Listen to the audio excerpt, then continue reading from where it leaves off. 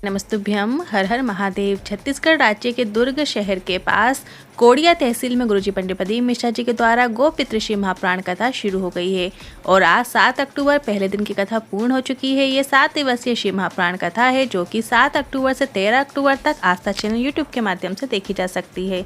आज की कथा बहुत ही अधिक रोचक जानकारियों से भरपूर थी, जिसमें गुरुजी ने अच्छे पत्र पढ़े, साथ ही गुरुजी ने संतान प्राप्ति विशेष उपाय की जानकारी दी है, जो कि इस वीडियो में हम आपको आसान भाषा में समझाने का प्रयास करेंगे। 8 अक्टूबर और 9 अक्टूबर को श्राद्ध पक्ष की 10वीं और एकादशी की विशेष तिथि है और गुरुजी ने देव पितृ शिव महापुराण कथा में इन्हीं विशेष तिथियों का एक सरल आसान उपाय अपने घर से ही करने को कहा है। ये उपाय आपको इसी वीडियो के अंत में वीडियो के माध्यम से समझाने का भी प्रयास करेंगे। आज 7 अक्टूबर की कथा में गुरुजी ने 11 उपाय पद उपयोगी जानकारियां दी हैं। सभी की जानकारी आपको इसी वीडियो के माध्यम से देंगे। किसी कारणवश यदि आपने आज की कथा नहीं सुनी है तो पूरी कथा का रास्ता तो आपको इस छोटे से वीडियो से प्राप्त हो जाएगा। तो बढ़ते हैं आज की कथा की पहली जानकारी की ओर। कथा शुरू होते ही कोड़िया, जहाँ पर कथा हो रही है, वहाँ की जानकारी देते हुए गुरुजी ने कहा, यहाँ एक ऐसा शिवलिंग है जिसकी उत्पत्ति कब हुई, कैसे शिवलिंग आया, आज तक लोगों को नहीं मालूम चला। कोड़िया में यह शिवलिंग कैसे आ गया और उस शिवलिंग का स्वरूप इतना सुंदर है कि उसे जानना पहचानना भी बहुत मुश्किल है। इस शिवलिंग का नाम सहस्त्रेश्वर शिवलिंग है।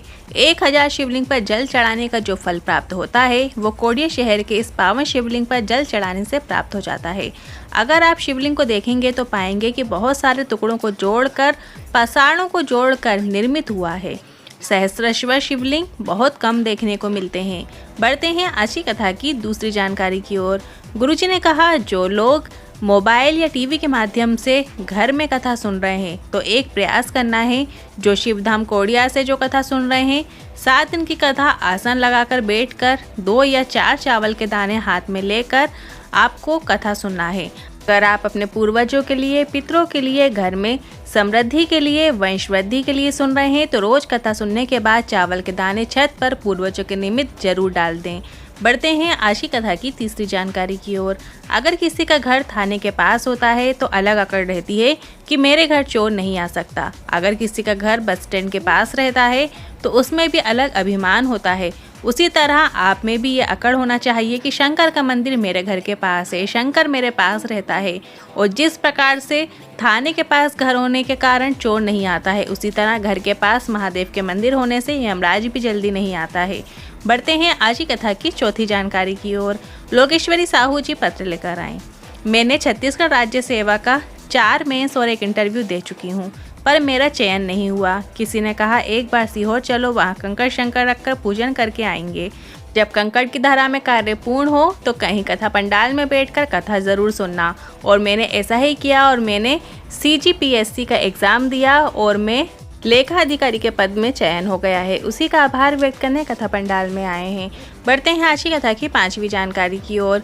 वर्षा जी पत्र लेकर आई। मेरी भतीजी 3.5 साल की है। उसकी तबीयत खराब हुई और जांच हुई तो पता चला उसके ब्रेन में 4 से 5 जगह ट्यूमर होकर भ्रष्ट हो गया है और डॉक्टर ने कहा है अब इसका बचना बहुत ही मुश्किल है। इन ऑपरेशन के बाद भी संतुलित नहीं हो पाई और डॉक्टर ने कहा अब कोई भरोसा नहीं है। तभी हॉस्पिटल में एक नर्स ने कहा, यहाँ सीहोर वाला महाराज कथा करने आया था और कह कर गया था कि सारी समस्या का हल 1 लोटा जल, और मुझे शिवलिंग पर जल और बेलपत्र चढ़ाकर उस जल का आचमन करने को कहा और बेलपत्र उसके पास रखने को कहा और बाबा की कृपा से मैंने ऐसा ही किया और मेरी भतीजी ठीक हो गई है। उसी का आभार व्यक्त करने कथा पंडाल में आई हूँ। बढ़ते हैं आज की कथा की 6वीं जानकारी की ओर।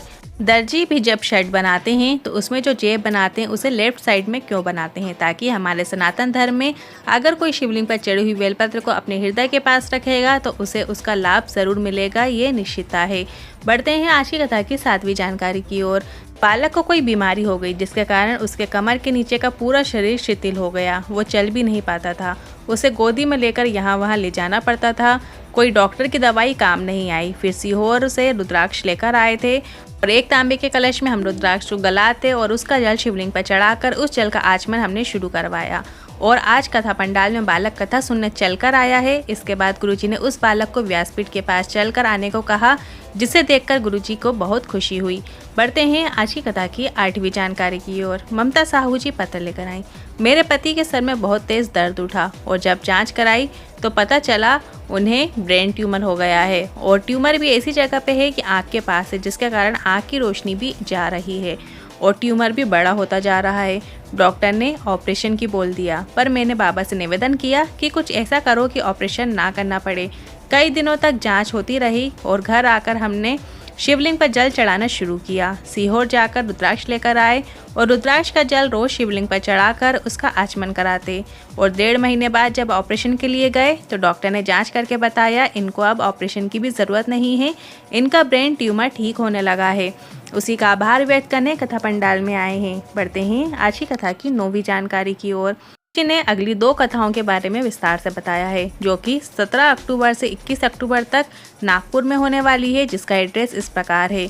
विधोरी टोल नाका, उमरे रोड। ये कथा नागपुर में होने वाली है, जिस कथा का नाम रहेगा शिव पार्वती शिव महाप्राण कथा। और इसके बाद गुरुजी की जो अगली कथा है वो 26 अक्टूबर से 1 नवंबर तक गुजरात अहमदाबाद में होने वाली है, जिसका एड्रेस इस प्रकार है। BPS ग्राउंड, चौराहा, अहमदाबाद, गुजरात। और इस कथा का नाम रहेगा करवा चौथ शिव महाप्राण कथा। देखते हैं आज की कथा की 10वीं जानकारी की ओर। संतान प्राप्ति के विशेष उपाय की जानकारी देते हुए गुरुजी ने बताया, पति पत्नी दोनों मिलकर सफेद आकड़े की जड़ लेकर आएं और तुमरुका जी का नाम लेते हुए या तुमरुकेश्वर महादेव का नाम लेते हुए शिवलिंग के ऊपर से 21 बार घुमाकर नंदी के पास खड़े होकर लाल धागे का उपयोग करते हुए नारी यदि अपने कमर में बांध लेती है तो संतान प्राप्ति जरूर होती है। ये उपाय जब नारी का रजस्वला धर्म के 7वां दिन हो उस दिन इस उपाय को करना है। हमने कई पत्र देखे हैं जिसमें 30 वर्षों के बाद तक लाभ देखने को मिला है। बढ़ते हैं आज की कथा की 11वीं जानकारी की ओर। कल 8 अक्टूबर है और दशमी श्राद्ध की तिथि है और 9 अक्टूबर को एकादशी श्राद्ध की तिथि है। और गुरु जी ने देव पितृ शिव महाप्राण कथा में एक विशेष और सरल उपाय की जानकारी दी थी, जो आप इस दिन अपने घर से ही कर सकते हैं। गुरु जी ने बताया था, भगवान शंकर और भगवान नारायण का मिलन का एक अवतार हुआ है, जिसका नाम है वृषकपि। आपको एक रोटी या एक पराठा या पूड़ी जो आपके घर में बना हो, यदि आप पूड़ी ले रहे हैं तो 2 पूड़ी लीजिएगा और उसमें थोड़ा सा गुड़ या शक्कर रख लीजिएगा और खीर को जरूर रखिएगा। यदि आपने खीर बनाई है तो खीर को ज़रूर रखिएगा, अन्यथा आप गुड़ या शक्कर रख सकते हैं। या आपने यदि खीर नहीं बनाई है तो आपने उसकी जगह चावल बनाया है तो चावल में थोड़ा सा दूध डालकर शक्कर डालकर भी आप उस रोटी के ऊपर रख सकते हैं। इसके बाद आपको वृषकपि या विषकपि का नाम लेते हुए अपने घर के दरवाजे के बाहर खड़े होते हुए गाय को दे देना है। उसके घर में कभी भी धन संपदा की कमी नहीं आती है, धन की कमी नहीं आती है। धन प्राप्ति का श्राद्ध पक्ष का ये सबसे विशेष उपाय है। इसके साथ ही श्राद्ध में दूज, चतुर्थी, अष्टमी तिथि, दशमी, एकादशी, प्रदोष, शिवरात्रि ये ऐसी तिथियां हैं जिन तिथियों में अगर आप भूलवश भी गौ माता को एक चुल्लू भर पानी भी पिला दिया जाता है तो हमारे पूर्वजों को तर्पण और तिलांजलि की भी आवश्यकता नहीं होती है और वे तर जाते हैं। इसलिए श्राद्ध पक्ष में आपके घर में अगर कोई अनजान व्यक्ति भी आ रहा है तो आपको उसे पानी ज़रूर पिलाना चाहिए।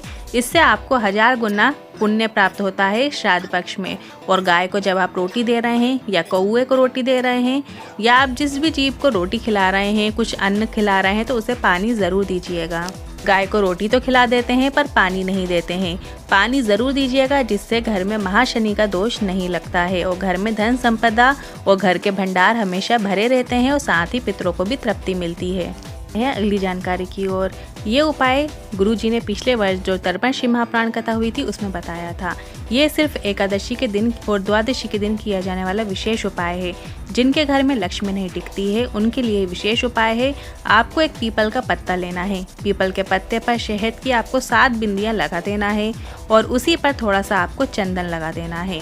इसके बाद आपको 7 चावल के दाने उस पीपल के पत्ते पे आपको रख देना है। ध्यान रखिए, चावल के साबुत दाने होने चाहिए 7। इसके बाद आपको एक जौ और थोड़ी सी काली तिल भी उस पर रख देना है। ध्यान रखिए, आपको एक पीपल का पत्ता लेना है, उसमें सबसे पहले आपको शहद की छोटी छोटी 7 बिंदियाँ लगा देना है और उसी के ऊपर थोड़ा सा चंदन का छींटा दे दीजिएगा। आप अष्टगंध चंदन का भी प्रयोग कर सकते हैं। इसके बाद 7 चावल के दाने लेना है। 7 चावल के दाने आपको ऐसा लेना है जो कहीं से भी खंडित ना हो, पूर्ण हो। इसके बाद एक जौ लेना है और थोड़ी सी काली तिल उसके ऊपर रख देना है। अपने पूर्वजों का स्मरण करके, अपना नाम बोलकर, अपना गोत्र बोलकर उसे बहते पानी में आपको छोड़ देना है। ये केवल श्राद्ध पक्ष में ही होगा और सिर्फ 2 ही विशेष तिथियों में होगा, एक एकादशी की तिथि के दिन और एक द्वादशी तिथि के दिन। सिर्फ आप ये उपाय 2 दिन ही कर सकते हैं। जीवन में कभी भी धन संपदा की आपके घर में कमी नहीं आएगी। आप ये उपाय 10 अक्टूबर और 11 अक्टूबर के दिन कर सकते हैं। उपायों से लेकर मन में कोई सवाल या क्वेश्चन है तो आप कमेंट बॉक्स के जरिए पूछ सकते हैं। वीडियो थोड़ा भी उपयोगी लगा हो तो वीडियो को लाइक करके कमेंट बॉक्स में हर हर महादेव जरूर टाइप कीजिएगा। श्री शिवाय नमस्तुभ्यम।